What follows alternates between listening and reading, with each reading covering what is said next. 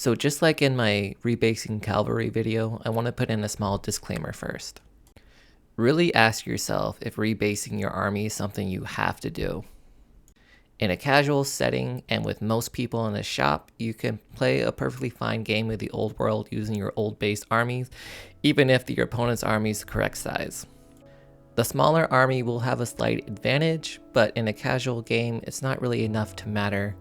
So it's just something to consider before you start tearing your miniatures apart. That being said, I'm rebasing my army, and here's how I did it. I'm going to start off with this minute arms I want to rebase. For tools, I have just this hobby knife, X-Acto knife, whatever you want to call it. I also have this X-Acto saw.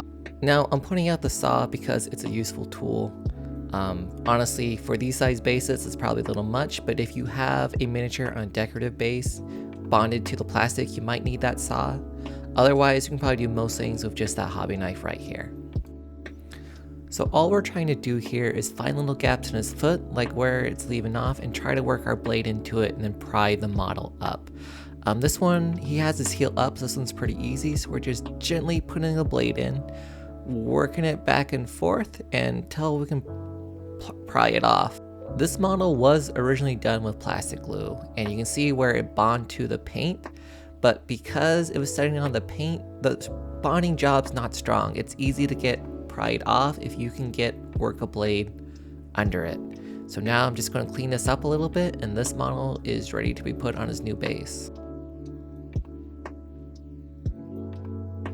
Next, I'm doing a Grell Pilgrim, and I absolutely love the sculpt on these models, and I love the paint job I put on this one. So I definitely want to be really careful here. The strategy is still the same. We're going to take this small X-Acto hobby knife, and we're just going to try to work it under the metal model without damaging it, and try to pry it off of the base. You can see me kind of work around here. I'm not trying to force it too much. I don't want to damage anything. I'm just looking for a little chink in the armor that I can get underneath on.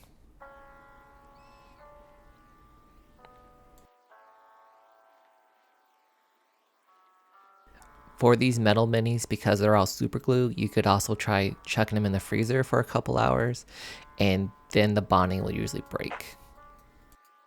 But that's not fun for a video, so now I'm just using my larger X-Acto saw and just a little bit more leverage to see if I can get underneath it. And just pops right off.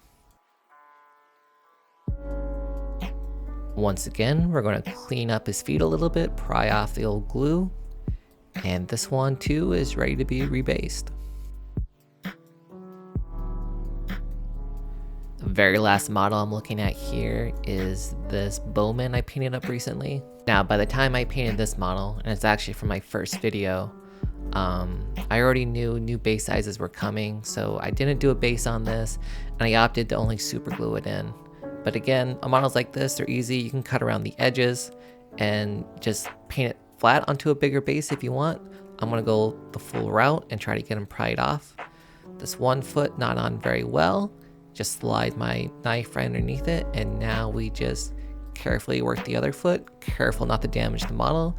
We don't want to stick the blade into the plastic, but we just want to make sure it's trying to cut down into the glue and gets a little bit underneath so I can pry it off. Never forcing anything, just working our knife back and forth until we find a weak point, and just let the knife do the work. Don't put too much weight behind it. Careful not to damage your precious model.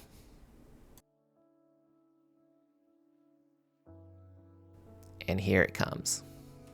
There we go. All right, third model ready to be rebased as well. This last part's really easy. I think you have it covered, but just in case, we're going to take our model that we just cleaned up. We're going to put a little bit of super glue onto his feet. You could probably do plastic glue if you want as well and get that nice and bonded in. I am just opting for super glue myself. Find where you want it on your new base, place the model, and definitely hold it down, put some weight on it. We don't want the flock or the tufts to hold it up. We want to make sure it's making base contact, so we're going to push down.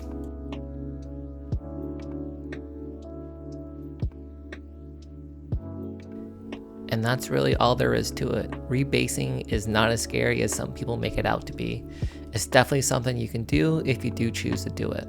If you have infantry with a scenic base or one of those slotted bases, I recommend watching my cavalry rebasing video, which will show you how to handle those.